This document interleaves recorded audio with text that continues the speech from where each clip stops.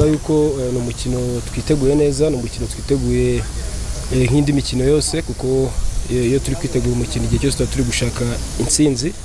So navuga yuko abakinnyi bari tayari, benshi barimo gukina ama equipe yabo, so ntekereza yuko ibyinshi dusanzwe tubikora, umutoza turasanganywe, so numva yuko muri rusange equipe iri tayari gushaka amanota 3 ku munsi wo kwa kane. Ni ukuvuga ngo ni step by step, uvuga ngo dufite match kwa kane izadushyira muri iyo ritme yo kuvuga ati turajya muri kane, kuko match yo kwa kane nta muntu byifuza ariko itagenze neza byaba birangiye, bisa nkaho birangiye. So ubu ngubu turi focus kuri match yo kwa kane, dushaka amanota 3.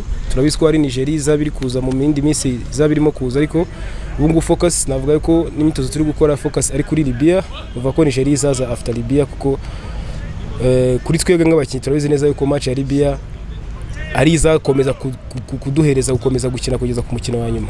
Icyo dusaba abanyarwanda mbere na mbere ni ukuza kudushyigikira kwa kane ari benshi, kuko navuga yuko ari match ya nyuma mu rugo muri izi qualification dufite zo kujya mu gikombe cya Afrika. So numva yuko ari nayo mahirwe dufite nanone yo gukomeza kudushyira muri course yo kujya mu gikombe cya Afrika. So nabasaba yuko bazaza ari benshi bakadushyigikira.